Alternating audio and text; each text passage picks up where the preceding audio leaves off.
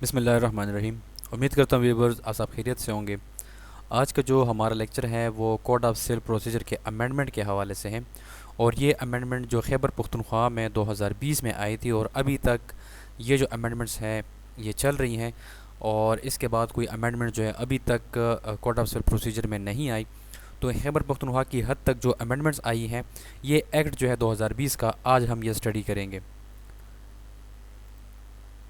तो सबसे पहले जो इसका यहाँ पे सेक्शन 1 है जो हमेशा शॉर्ट टाइटल एक्सटेंट और कमेंसमेंट की बात करता है। तो ये जो हमारे पास अमेंडमेंट है इसका जो टाइटल है वो है Khyber Pakhtunkhwa code of civil procedure amendment act 2020। और फिर यहाँ पे इसकी जो एक्सटेंशन है तो वो जो पूरा जो प्रोविंस है खैबर पख्तूनख्वा का, पूरे खैबर पख्तूनख्वा में ये जो अमेंडमेंट्स हैं ये लागू हैं। और फिर यहाँ जो अमेंडमेंट्स आई हैं 2020 में इसकी जो कमेंसमेंट है वो कब स्टार्ट हुई है, तो यहाँ पे कहते हैं कि it shall come into force at once. Eight once का मतलब ये होता है कि जिस दिन ये अमेंडमेंट पास हो गई और ऑफिशियल गज़ट में शाया हो गया तो उसी दिन से इसकी इन्फोर्समेंट जो है वो शुरू हो गई है। तो अब यहाँ पे ये हमें कैसे पता चलेगा कि किस डेट को ये शुरू हुई है और किस डेट को ये अमेंडमेंट जो है वो ऑफिशियल गज़ट में शाया हुआ था। तो जब भी आप कोई लॉ पढ़ने लगे तो इसके शुरू में यहाँ पे फर्स्ट में डेट जो है वो लिखा गया होता है कि किस डेट से इसकी इन्फोर्समेंट स्टार्ट है। तो 28 दिसंबर 2020 से ये जो अमेंडमेंट्स हैं ये खैबर पख्तूनख्वा में एप्लीकेबल हैं। अब सबसे पहले जो फर्स्ट अमेंडमेंट है वो सेक्शन 3 जो है जो कोड ऑफ सिविल प्रोसीजर का है इसको अमेंड किया गया है। यहाँ पे दिया गया है कि हायरार्की ऑफ कोर्ट्स। अब हायरार्की ऑफ कोर्ट्स का मतलब ये है कि कौन सी अदालत किस अदालत के मातहत होंगी, सबॉर्डिनेशन जो है वो कैसे होंगी। तो इसमें waste Pakistan civil code ordinance का हवाला दिया गया है, इसको पढ़ते हैं। For the purpose of this code the hierarchy of civil courts shall be the same as provided in the waste Pakistan civil courts ordinance 1962। तो इसमें कहते हैं कि जो हमारे पास ये कोड ऑफ सिविल प्रोसीजर है इसमें जो हायरार्की ऑफ कोर्ट्स है यानी कौन सी अदालत किस अदालत के मातहत होंगी तो वो ऐसे वैसे ही यहाँ पे भी एप्लीकेबल होगा जैसे कि हमारे पास waste Pakistan civil code ordinance है, जैसे इसमें बताया गया है तो वही तरीक़ाकार यहाँ पे कोड ऑफ सिविल प्रोसीजर में भी अप्लाई होगा। तो अब ये जो हमारे पास ऑर्डिनेंस है इसमें बताया गया है कि जो सिविल कोर्ट है ये सब ऑर्डिनेट है डिस्ट्रिक्ट कोर्ट का और जो डिस्ट्रिक्ट कोर्ट है ये सब ऑर्डिनेट है हाई कोर्ट का। तो ये सब ऑर्डिनेशन की बात इसमें की गई है।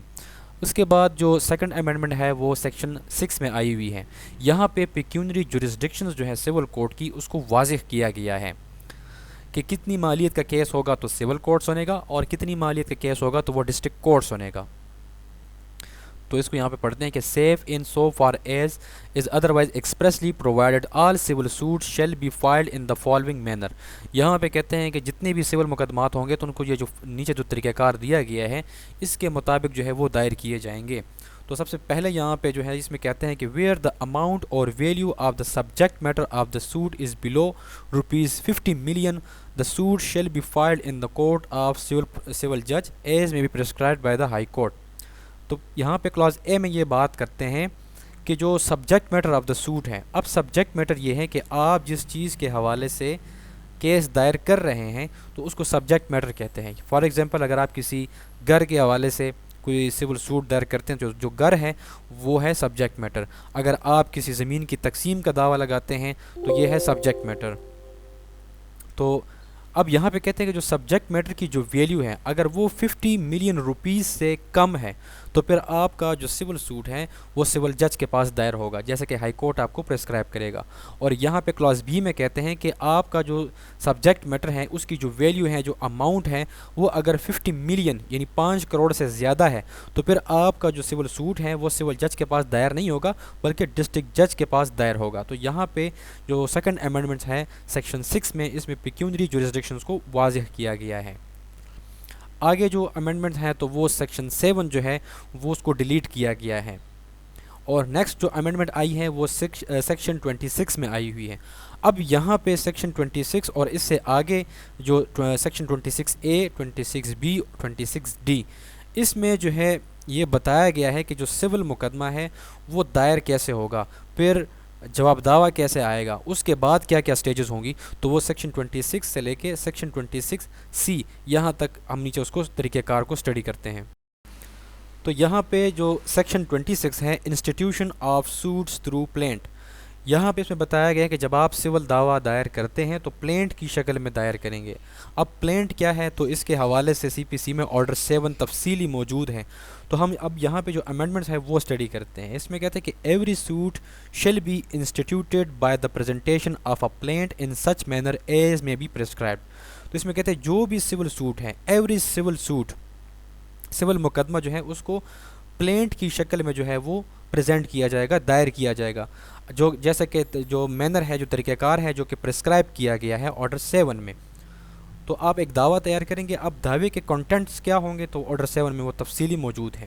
سب section 2 on presentation of the plaint, جب آپ پلینٹ کو یعنی دعوے کو عدالت میں پریزنٹ کرتے ہیں، it shall be the duty of the court.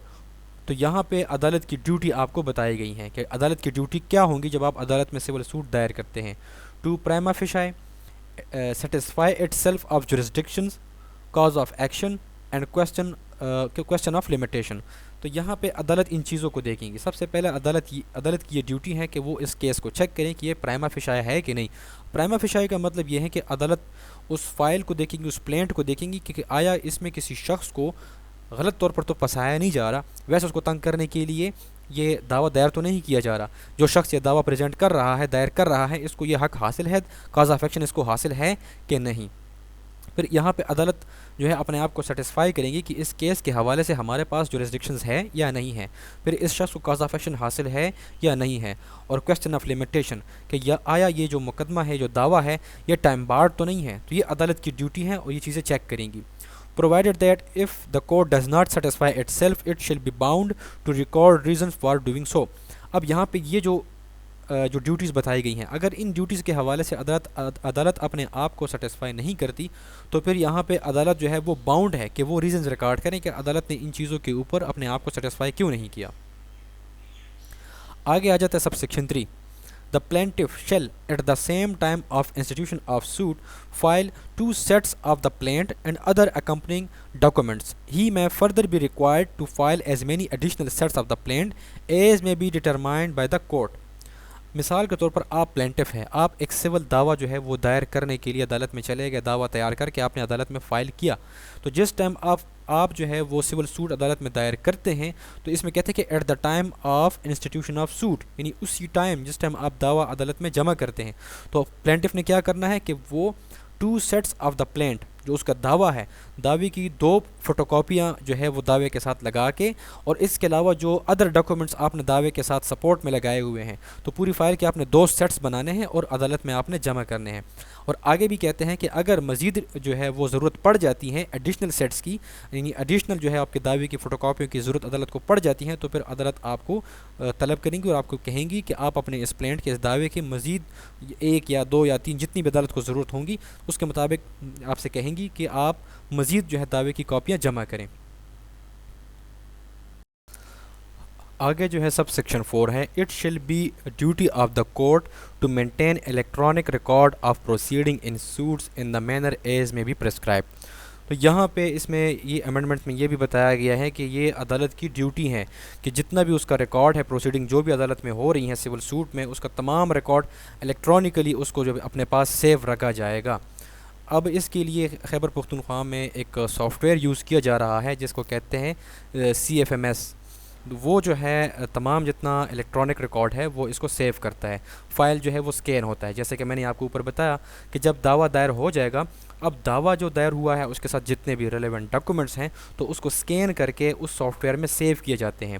پھر دعوے کے بعد جب ڈیفینڈنٹ آتا ہے وہ اپنا جواب دعویٰ جمع کرتا ہے، اس کے علاوہ جو بھی ریلیونٹ ڈاکومنٹس آتے ہیں تو وہ تمام کے تمام سکین ہوتے ہیں.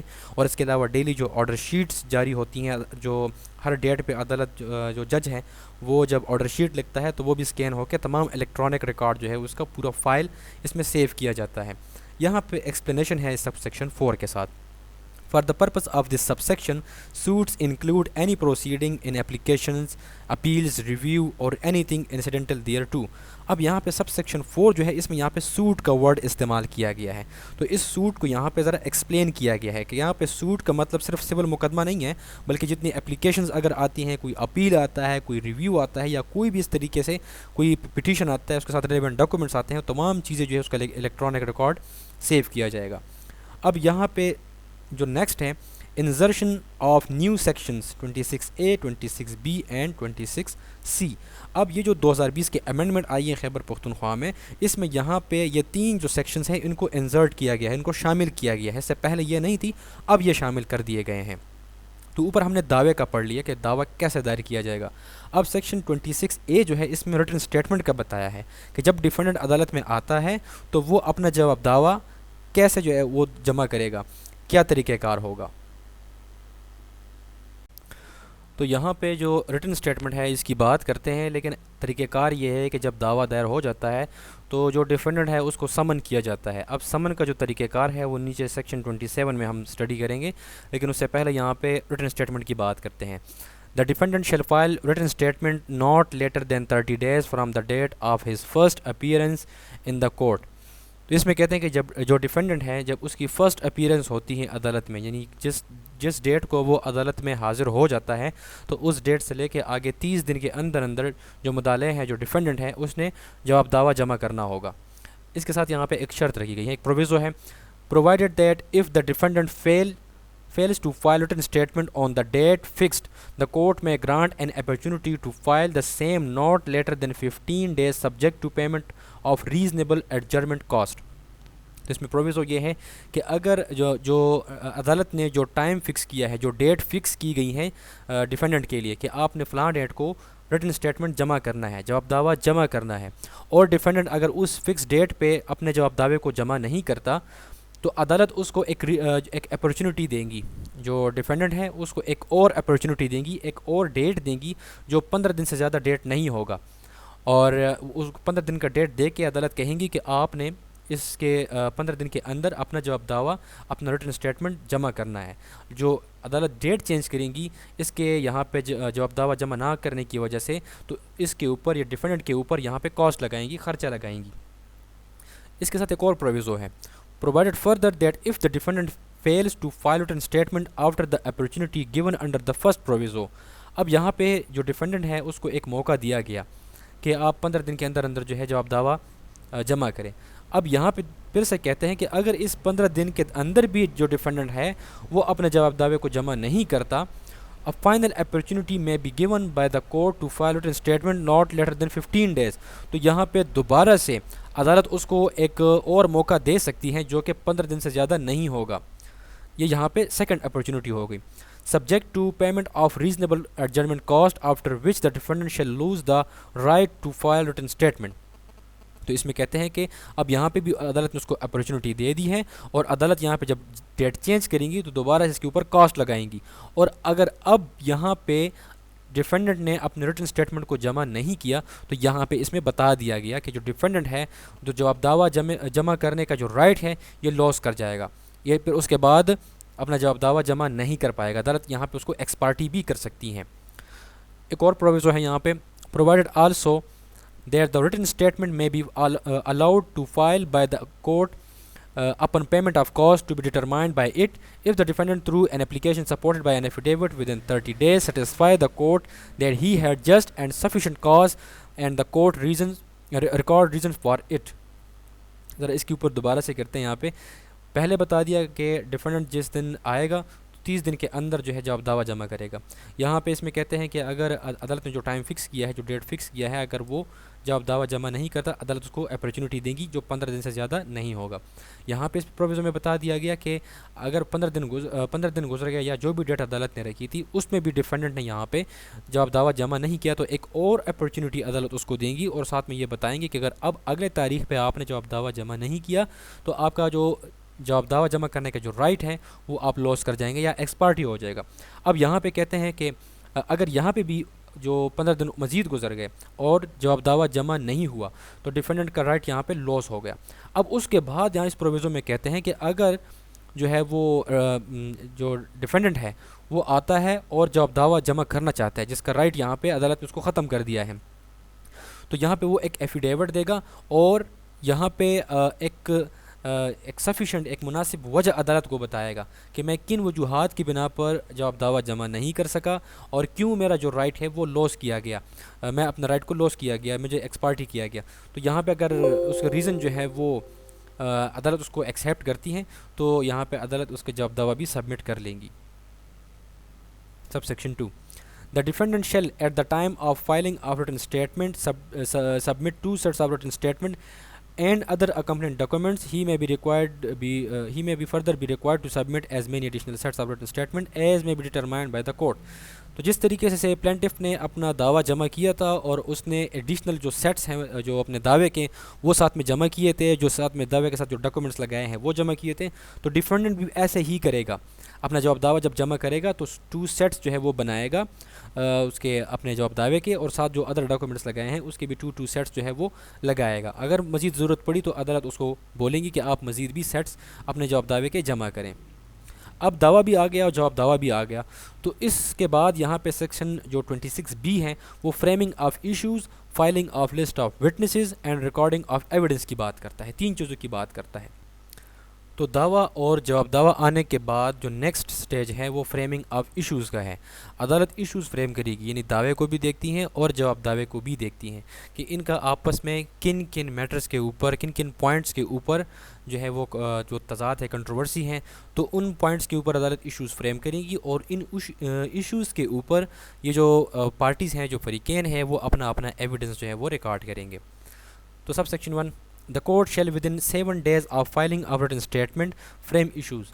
جس دن جواب دعویٰ جمع ہو جائے ڈیفینڈنٹ کی طرف سے تو 7 دن کے اندر اندر عدالت جو ہے وہ ایشوز کو فریم کریں گی. The parties may within 7 days of framing of issues raise objections on such issues. اب جب یہ ایشوز جو ہے یہ فریم ہو جاتے ہیں تو اگر یہاں پہ جو پارٹیز ہیں، جو فریقین ہیں، ان کو اگر کسی ایشو پہ اعتراض ہے تو 7 دن کے اندر اندر یہ ان ایشوز کے اوپر آبجیکشن کریں گے. آفٹر فائنلائزنگ دا ایشوز، جب ایشوز کو فائنل کر دیا جاتا ہے کہ ان ایشوز کے اوپر ایویڈنس کرنا ہے، the court shall order the parties to file list of witnesses not later than 15 days. اب جب ایشوز فریم ہو جاتے ہیں، فائنل ہو جاتے ہیں، تو عدالت آگے آرڈر کریں گی فریقین کو، جو پلینٹف اور ڈیفینڈنٹ ہیں، ان سے کہیں گی کہ آپ 15 دن کے اندر اندر اپنے گواہان کی لسٹ جو ہے وہ جمع کریں. اب پلینٹف نے جو گواہان پیش کرنے ہیں، ڈیفینڈنٹ نے جو گواہان پیش کرنے ہیں، چاہے اس میں پرائیویٹ گواہان ہے یا سرکاری گواہان ہے، ان کی لسٹ جو ہے یہ عدالت میں جمع کریں گے. If any party fails to comply with the orders of the court in subsection 3, a final opportunity may be given by the court to file list of witnesses not later than 15 days subject to payment of adjournments cost. یہاں پہ عدالت نے 15 دن کا time دیا کہ 15 دن کے اندر اندر اپنے list of witnesses کو جمع کریں. اگر یہاں پہ 15 دن کے اندر وہ اپنے گواہان کی فہرست جو ہے وہ جمع نہیں کرتے تو یہاں پہ سب سیکشن 4 میں کہتے ہیں کہ عدالت جو ہے ان کو ایک فائنل اپرچونٹی دیں گی جو 15 دن سے زیادہ نہیں ہوگا، اور عدالت جب ڈیٹ چینج کریں گی تو کاسٹ لگائے گا کہ اب نیکسٹ ڈیٹ پہ آپ لوگوں نے لسٹ آف وٹنسز کو لازمی جمع کرنا ہے. اپن framing of issues and filing of list of witnesses, اب ایشوز بھی فریم ہو گئے اور گواہان کی جو لسٹ ہے دونوں فریقین کی طرف سے وہ بھی عدالت میں جمع ہو گیا. پھر کیا ہوگا؟ The court shall proceed to record evidence itself or may order the recording of evidence through commission in the prescribed manner. تو لسٹ آف وٹنس بھی جمع ہو گیا. اب جب گواہان آئیں گے عدالت میں اپنا اپنا بیان ریکارڈ کرنے کے لیے تو اس میں کہتے ہیں کہ the court shall proceed to record evidence itself، یعنی عدالت جو ہے، جو جج ہیں، وہ یا تو خود ایویڈنس ریکارڈ کرے گا گواہان کی، یا وہ آرڈر کرے گا کہ ایویڈنس ریکارڈ کیا جائے تھرو کمیشن. اب کمیشن کون ہوگا وہ نیچے ذرا ہم اس میں دیکھیں گے سب سیکشن 6 میں. For the purpose of subsection 5 of this section, the court shall appoint a commission from a list of approval panel comprising advocates and retired judges maintained by the district judge concerned in the prescribed manner on such fee and terms and conditions as may be determined by the court. تو یہاں پہ sub section 5 میں بتایا گیا کہ یا تو جج خود ایویڈنس کو ریکارڈ کرے گا یا تھرو کمیشن ریکارڈ کرے گا. اب یہ کمیشن کون ہوگا؟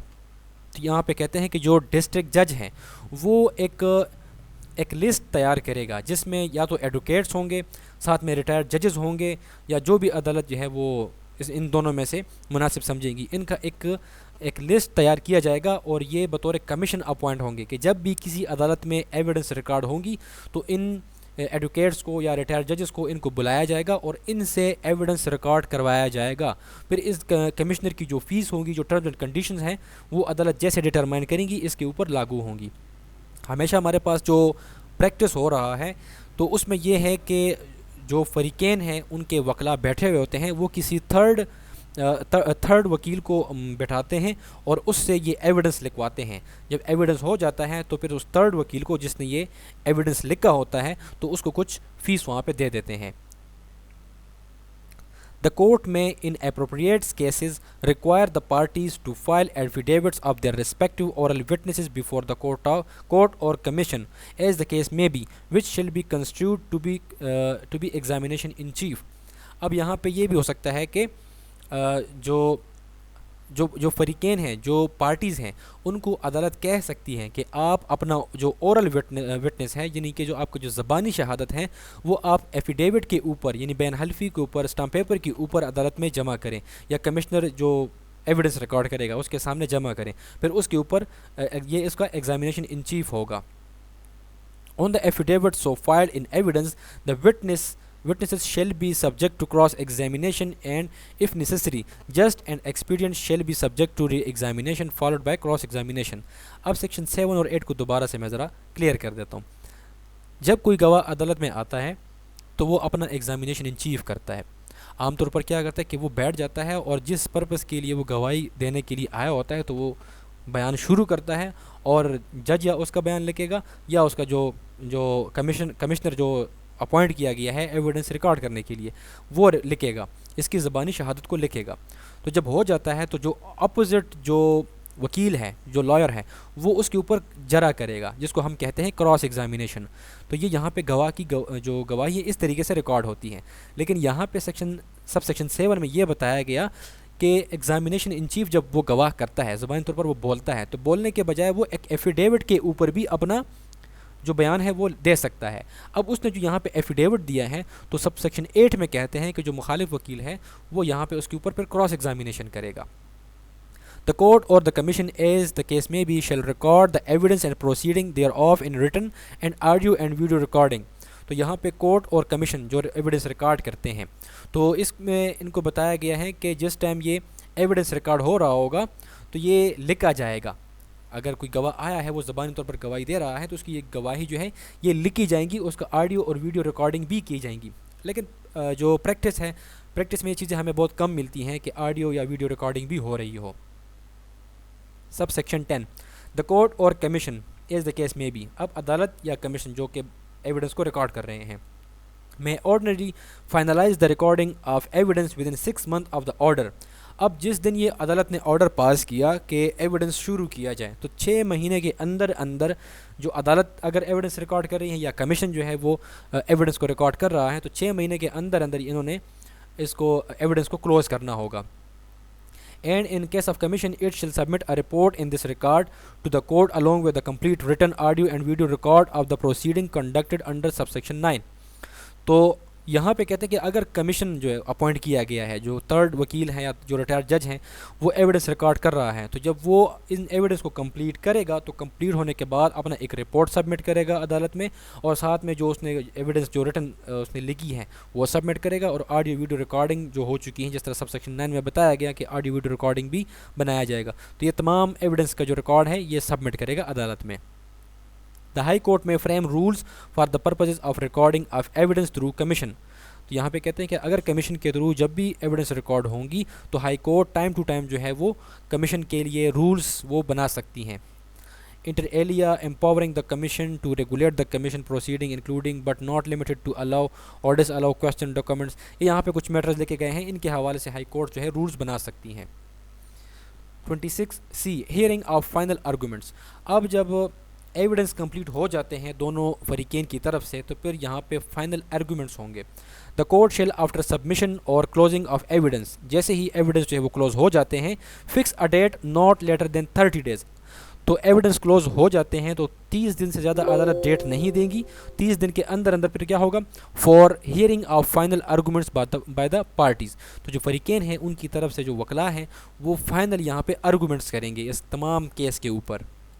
The court may require the parties to file their written arguments in addition to oral arguments, and the written arguments so filed shall be part of the record. تو جس time arguments ہوتے ہیں تو اس کے ساتھ ساتھ ریٹن آرگومنٹس بھی یہ فریقین جو ہے وہ عدالت میں فائل کر سکتے ہیں، اور یہ جو ریٹن آرگومنٹس ہوں گے یہ فائل کا ریکارڈ کا حصہ ہوں گے.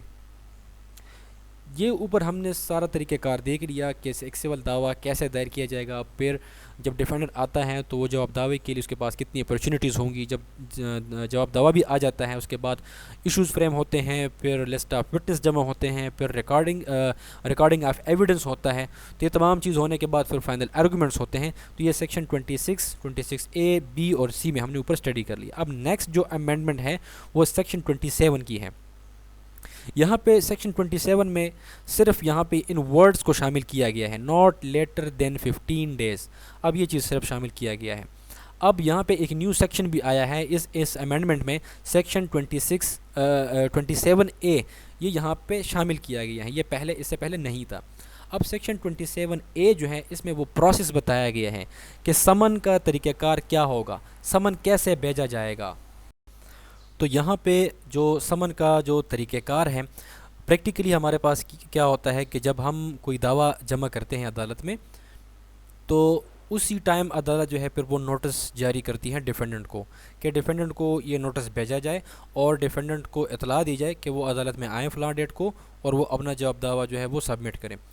تو اب یہاں پہ عدالت جب نوٹس جاری کرتی ہے، سمن جاری کرتی ہیں، تو ایک اوریجنل سمن ہوتا ہے اور اس کی فوٹو کاپی بنائی جاتی ہے۔ اب جو پروسیس سرور ہے، جو بیلف ہے، وہ کیا کرتا ہے کہ وہ اس ایڈریس پہ جاتا ہے جو ڈیفینڈنٹ کا ایڈریس ہم نے اپنے اس میں دعوے میں پلینٹ میں دیا ہوتا ہے۔ جب بیلف جاتا ہے اس ایڈریس پہ ڈیفینڈنٹ کے پاس، تو ڈیفینڈنٹ کو وہ فوٹو کاپی حوالے کر دیتا ہے اس نوٹس کی، اس سمن کی، اور جو اوریجنل سمن ہوتا ہے تو اس کے بیک پہ اس ڈیفینڈنٹ سے سائن لے لیتا ہے۔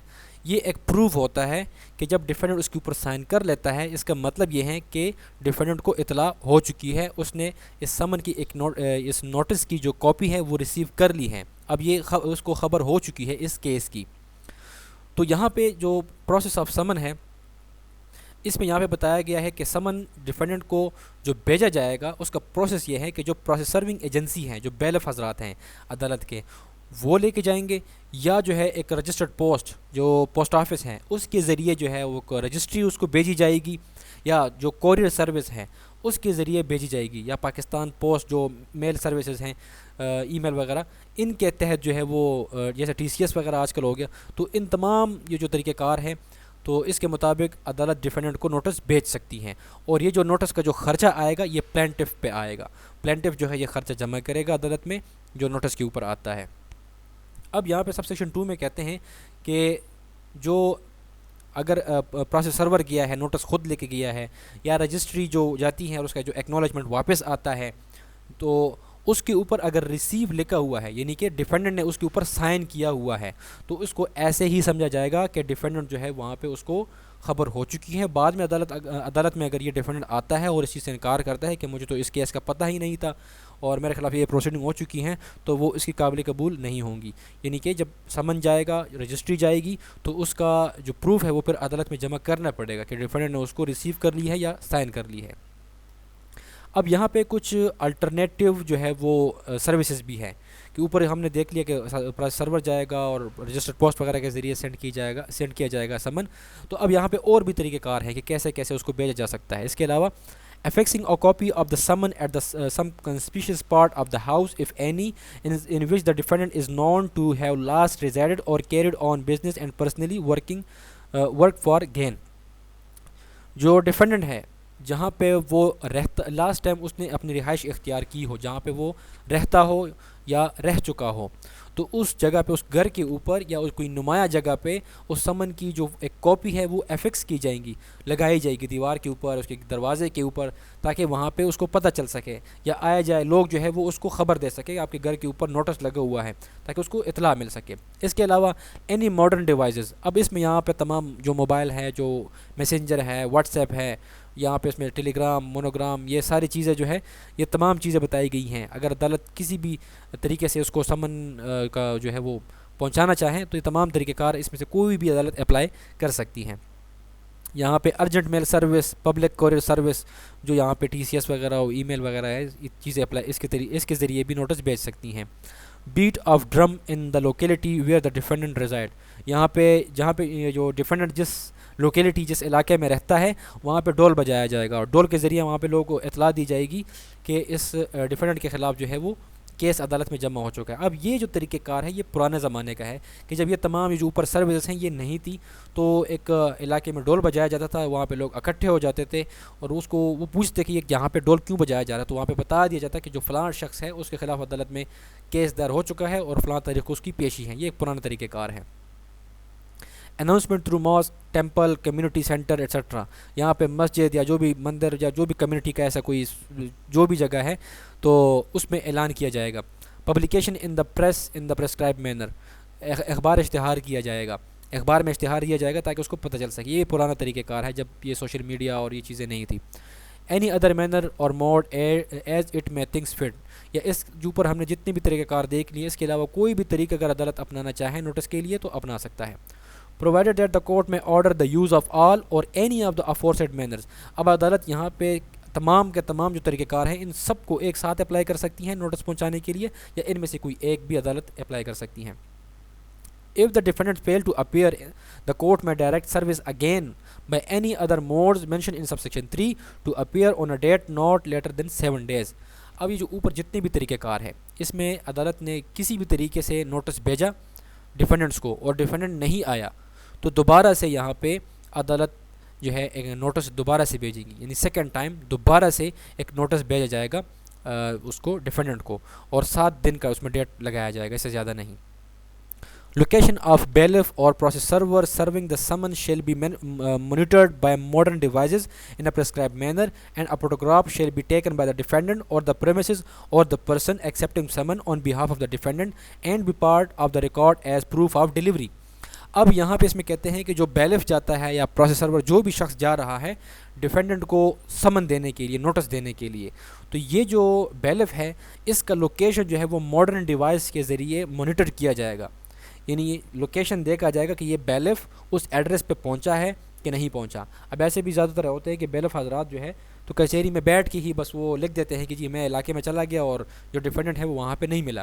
اب یہ گیا نہیں ہوتا لیکن بس صرف اپنے خود سے رپورٹ بنا دیتا ہے، تو اس لیے بیلف حضرات پہ چیک اینڈ بیلنس اس پہ نظر رکھنے کے لیے سب سیکشن 5 یہاں پہ شامل کیا گیا ہے، اور بیلف کی یہاں پہ ڈیوٹی لگائی گئی ہے کہ جب آپ ڈیفینڈنٹ کو نوٹس دیں گے تو آپ اس ڈیفینڈنٹ کی پکچر بھی لیں گے کہ میں نے اس کو یہ نوٹس یہ سمن حوالے کر دیا گیا ہے، اور پھر یہ جو پکچر ہے جو ڈیفینڈنٹ لے گا یہ ریکارڈ کا حصہ بنایا جائے گا، فائل کا حصہ بنایا جائے گا۔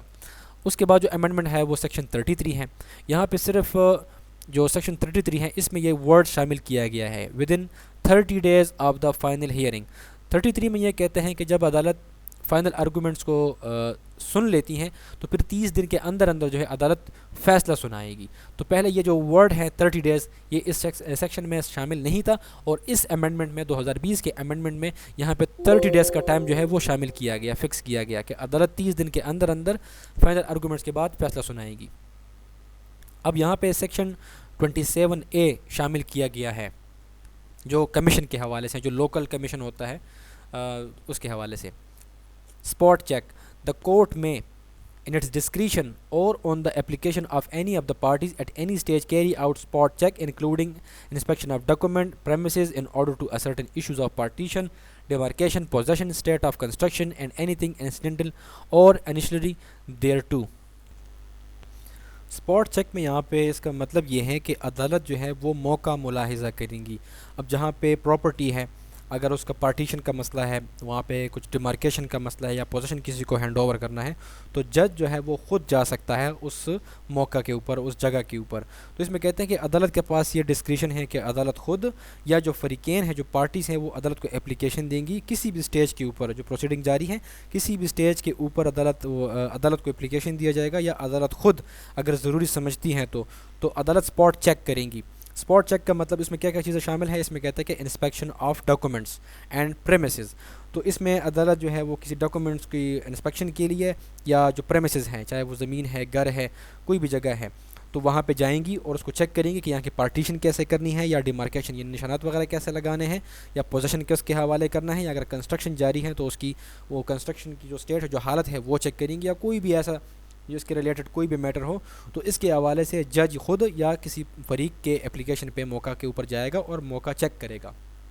اس کے ساتھ ایک ایکسپلینیشن ہے. For the purpose of this subsection, spot check conducted by the presiding officer of a court shall not be construed to be an inspection through the appointment of commission under section 75 of this code. اب یہ جو پچھلا section ہے 75 اس میں commission appoint کیا جاتا ہے, کسی تھرڈ وکیل کو اپوائنٹ کر کے اس کو بیچتے ہیں کسی موقع کے اوپر, اور وہاں کے اوپر وہ پورا ایک رپورٹ جمع کرتے ہیں. تو یہاں پہ ایکسپلینیشن میں یہ کہتے ہیں کہ یہ جو اسپاٹ چیک والی بات ہم نے کی ہے, اس میں جو پریزائڈنگ آفیسر موقع کے اوپر جاتا ہے اسپاٹنگ انسپیکشن چیک کرتا ہے, تو اس پروسیڈنگ کو ایسے نہیں سمجھا جائے گا جس طریقے سے سیکشن 75 میں کمشنر جاتا ہے اور وہ انسپیکشن کرتا ہے. وہ سیکشن 75 الگ ہے اور سیکشن 75A الگ ہے.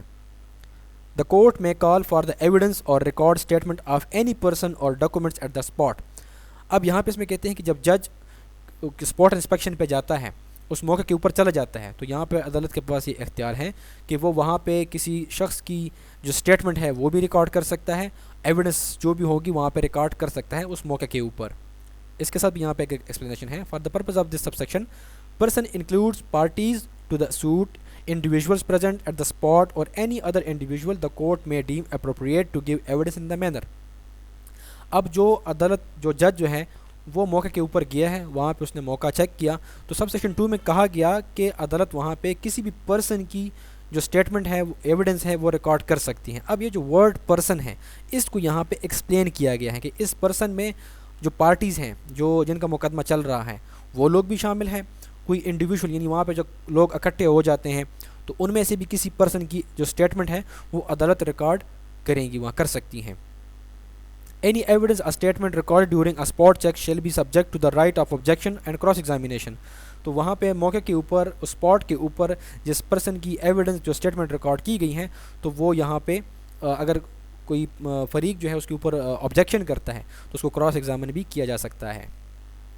سیکشن یہاں پہ جو اگلا ہے 96 جو اپیل کے حوالے سے ہیں, جو فرسٹ اپیل ہوتی ہیں اس کے حوالے سے ہیں. اس میں یہاں پہ جو تبدیلی کی گئی ہیں اس کو ذرا دیکھتے ہیں. اپیل فرام فائنل ججمنٹ اور ڈگری, جب سول کورٹ کوئی فائنل ججمنٹ یا ڈگری جاری کرتا ہے تو اس کے خلاف اپیل کا کیا طریقہ کار ہوگا. save where otherwise expressly provided in the body of this code and nothing notwithstanding anything contained in any other law for the naming in force. An appeal shall lie to the district court from the final judgment and decree passed by the civil court.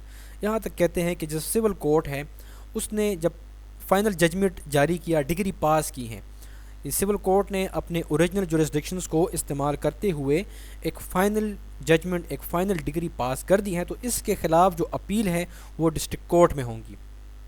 While an appeal shall lie to the High Court from the final judgment and degree of the District Court while exercising original jurisdictions on any question of law or fact erroneously determined by the original court, and appellate court shall decide the appeal within 6 months after completion of service of summon.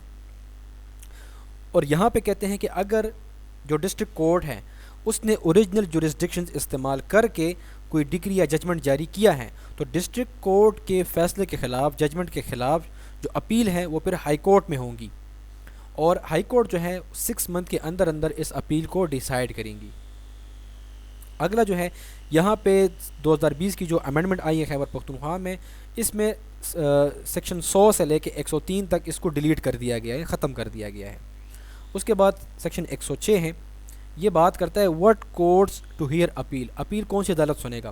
Appeal against order, عدالت نے کوئی order پاس کیا اور اس order کے خلاف اگر آپ appeal میں جاتے ہیں اور وہ آرڈر اپیلیبل ہے, پاسڈ انڈر دس کوڈ. اب یہ جو آرڈر جو پاس کیا گیا ہے وہ CPC کے تحت عدالت نے پاس کیا ہے. shall lie to the court directly from its subordinate court exercising original jurisdictions adjudicating the suit in the prescribed manner. تو اس میں یہی بات بتائی گئی ہے. اس میں کہنے کا مطلب یہاں پہ یہ ہے کہ اگر سول کورٹ نے کوئی آرڈر پاس کیا تو اس کے خلاف اگر آپ نے اپیل میں جانا ہے تو ڈسٹرکٹ کورٹ میں جائیں گے, اور ڈسٹرکٹ کورٹ نے اگر کوئی آرڈر پاس کیا ہے اس کے خلاف آپ نے اپیل میں جانا ہے تو ہائی کورٹ میں جائیں گے. اس کے بعد سیکشن 111 جو ہے یہاں سے اس کو ڈیلیٹ کر دیا گیا ہے. سیکشن یہاں پہ 114 جو ہے اس کو ذرا دیکھتے ہیں. In clause B the word or accruing at the end shall be deleted and. یہاں پہ جو کلاس بی ہے سیکشن 114, اس میں یہاں پہ جو کلاس بی کے یہاں پہ اس میں ایک اور کا لفظ لکھا گیا ہے تو اس کو ختم کر دیا گیا ہے اور ڈیلیٹ کر دیا گیا ہے. اور clause C جو ہے یہاں پہ اس کو چینج کیا گیا ہے. may apply for a review of judgment to the court which passed the decree or made the order and the court may make such order thereon as it thinks fit. تو ہمارے پاس جو section 114 ہے سی پی سی میں یہ revision کی بات کرتا ہے. تو یہاں پہ سیکشن سی جو ہے اس کو چینج کیا گیا ہے. اب یہاں پہ مے کا جو ورڈ ہے اس سے پہلے یہاں پہ ایک سنٹینس تھا جو کہ اسمال کاز کورٹ کے حوالے سے تھا, اس کو یہاں سے نکال دیا گیا ہے. سیکشن 128 ہے یہاں پہ, اس میں جو چینجنگ آئی ہے اس میں کہتے ہیں کہ the high court may make rules not inconsistent with the provision of this code for case management and scheduled conferences, binding the parties to follow the schedules and timeline prescribed therein. Section 128 جو ہے اس میں یہ sub section 3 کا اضافہ کیا گیا ہے. پہلے یہ اس میں سیکشن 128 میں 2 سب سیکشنز تھی, اب سب سیکشن 3 یہاں پہ شامل کیا گیا ہے.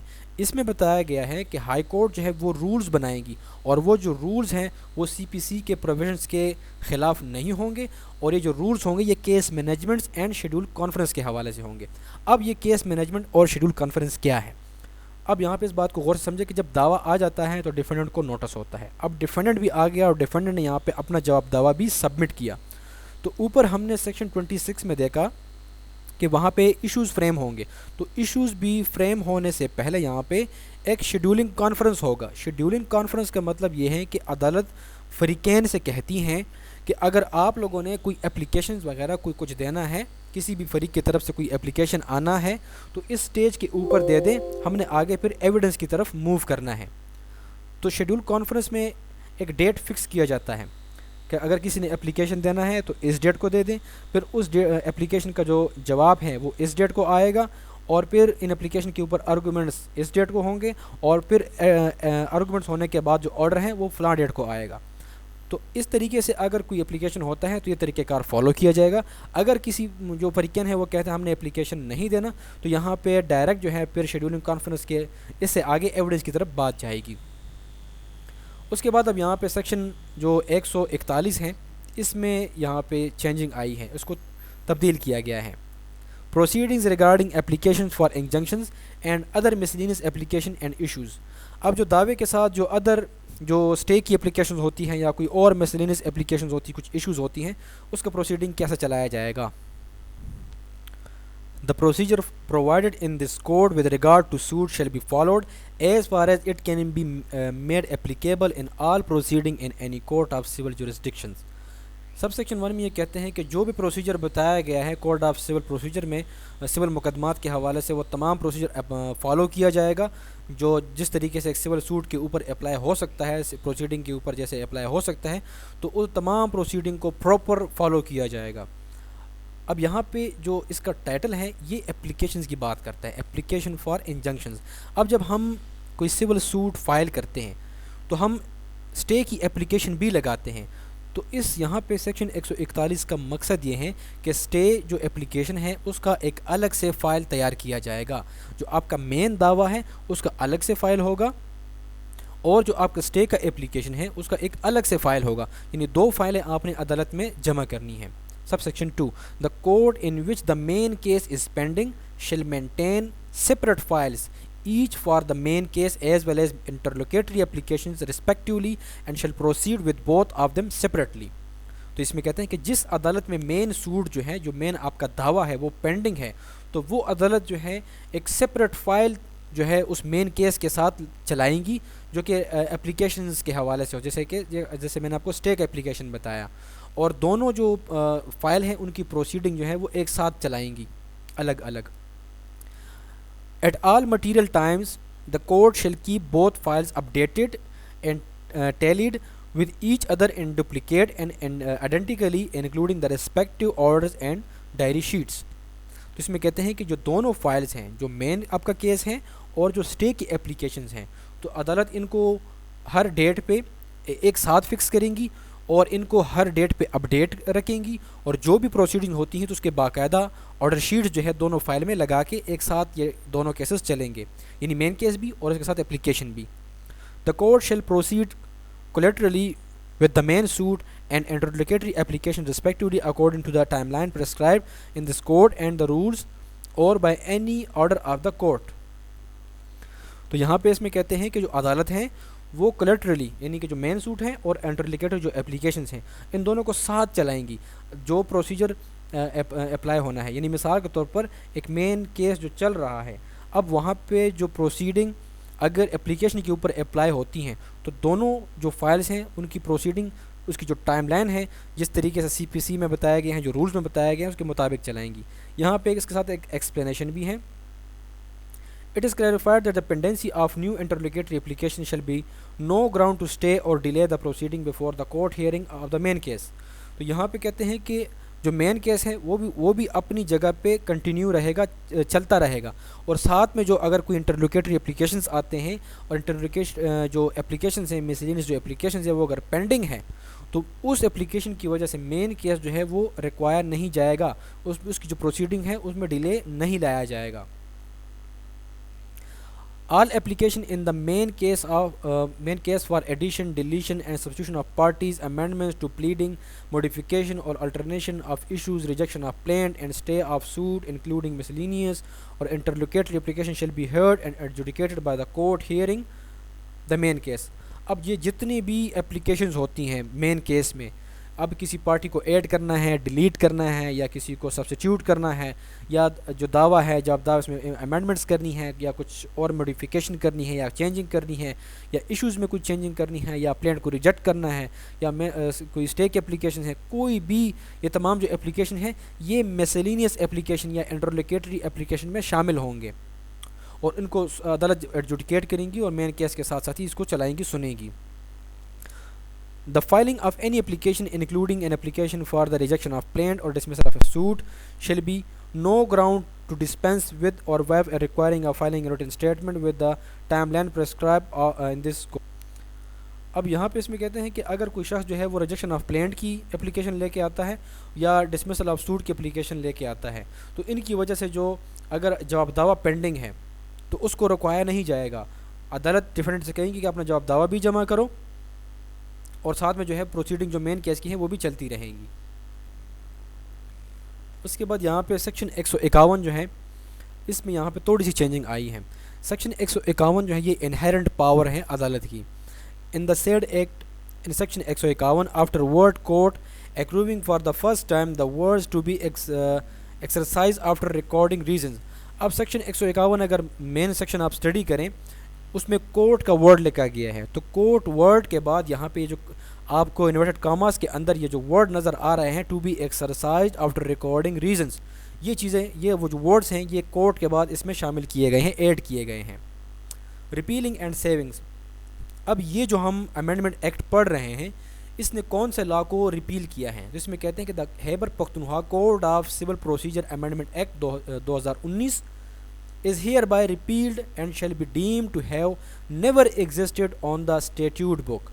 تو جیسے اب یہ ہم یہ Khyber Pakhtunkhwa amendment act 2020 study کر رہے ہیں تو اس کے نافذ ہونے سے یہ جو پہلا ایکٹ تھا 2019 کا اس کو ریپیلڈ کر دیا گیا, ختم کر دیا گیا, اور اس 2019 کے ایکٹ کو ایسے ہی ڈیمڈ کیا جائے گا, ایسے ہی سمجھا جائے گا کہ جیسے یہ 2019 کا ایکٹ ایگزسٹ ہے ہی نہیں, اب یہ لا میں ہے ہی نہیں, یعنی یہ ختم ہو گیا. Notwithstanding the repeal of the above act. اب یہ جو ایکٹ کی بات کر رہے ہیں جو یہ اوپر 2019 والا ہے, all suits, application or appeals instituted and any other proceeding commenced, initiated or continued under the repealed act. اب جتنے بھی مقدمات ہیں, اپلیکیشنز ہیں, اپیل ہیں, جو بھی پروسیڈنگ ہے جو اس 2019 والے ایکٹ کے تحت انسٹیٹیوٹ ہوئی تھی, شروع ہوئی تھی, till the commencement of the Khyber Pakhtunkhwa Code of Civil Procedure Amendment Act 2020 shall be deemed to have been validated instituted. تو ان کو ایسا سمجھا جائے گا کہ یہ جو ابھی ہم پڑھ رہے ہیں 2020 والا امینڈمنٹ, ایسا سمجھا جائے گا کہ وہ جو یہاں پہ انسٹیٹیوٹ ہوئی تھی سمجھا جائے گا کہ یہ اس ایکٹ کے تحت 2020 والے امینڈمنٹ ایکٹ کے تحت انسٹیٹیوٹ ہوئی ہیں. Repeal. The Khyber Pakhtunkhwa Code of Civil Procedure Amendment Act 2020 is hereby repealed. یہاں پہ یہ ایک آرڈیننس تھا 2020 کا, اس کو بھی ریپیلڈ کر دیا گیا, ختم کر دیا گیا. تو یہ وہ امینڈمنٹس ہیں جو 2020 میں آئی ہیں, اور ابھی تک یہ جو امینڈمنٹس ہیں یہ خیبر پختونخوا میں کوڈ آف سول پروسیجر میں چل رہی ہیں. تو امید کرتا ہوں ویورز آپ کے لیے آج کا لیکچر انتہائی انفارمیٹیو رہا ہوگا. Thank you so much.